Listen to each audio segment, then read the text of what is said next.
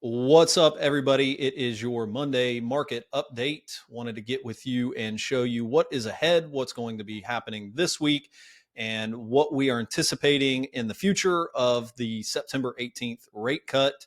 It is looking like we are going to get 50 basis points and rate cut. We had a jobs report that came out on Friday.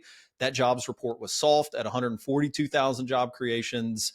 The unemployment rate trickled down to 4.2%, but what we consider the real unemployment rate is actually at 7.9%, which is the highest reading since October of 2021 during the pandemic.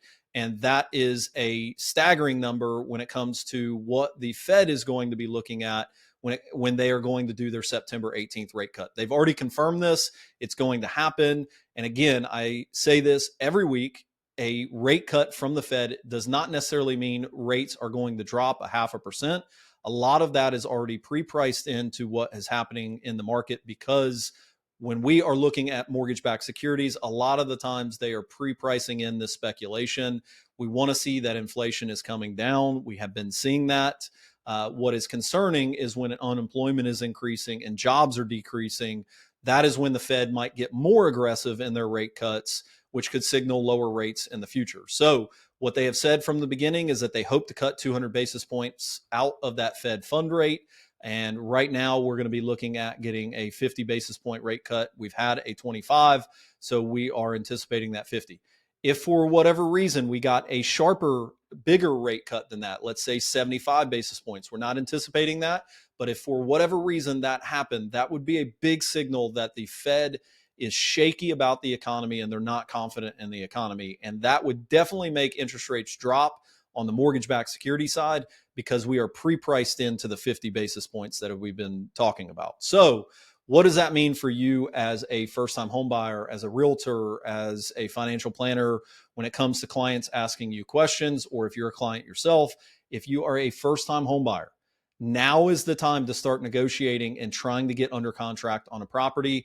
I know that it sounds counterintuitive that you should be waiting on lower interest rates. That is not what you want to do. That will put you in a bad situation, because when interest rates drop, the demand is going to rise in the marketplace, and we still have an inventory issue.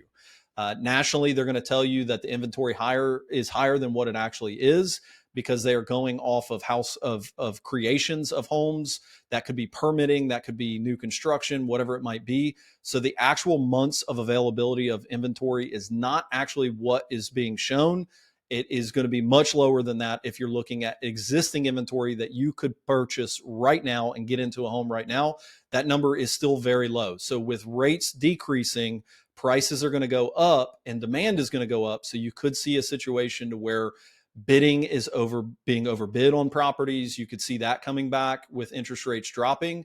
And it could lead to a situation to where if you're a first-time home buyer that has your 3.5% as an FHA, or if you're relying on a down payment assistance program, it could price you out of the market even though rates are dropping. So it's something to be cognizant of. If you're a realtor and you have a lot of first-time home buyers in your pipeline that are sitting on the fence with rates dropping, get them off of the fence. Send them this video, because the statistics are there.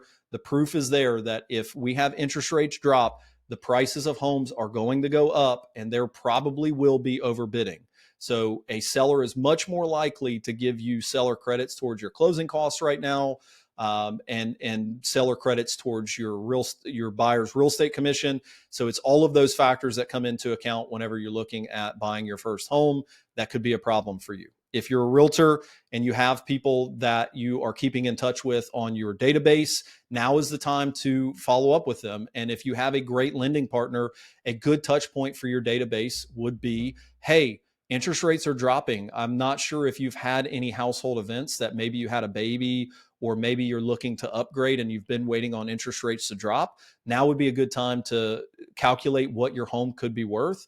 Or if you're just looking to stay put, I would love to connect you with my trusted lender that can get you a lower interest rate. It's a good touch point for you as a realtor to touch your database. And it's also a great way for you to drive value to your database. And if you're a financial planner, there's going to be a lot of people that are looking at what's going on with the market, and potentially seeing a drop in the stock market. So it could be a time where you could be getting people into real estate, whether that's through REITs or whether that's through some sort of structured buy into real estate with a self-directed IRA or something like that. Not a financial planner, but if you are a financial planner, it's some of those strategies that you might want to look at in a declining stock environment, which could potentially happen. So this is your Monday market update. If you've got any questions for me, anything mortgage related, or anything that we could do for you on the mortgage side, reach out to one of our legendary loan officers here at Legendary Mortgage, or you can reach out to myself. I'm happy to help too. And this is, again, your Monday market update. And don't forget, be legendary.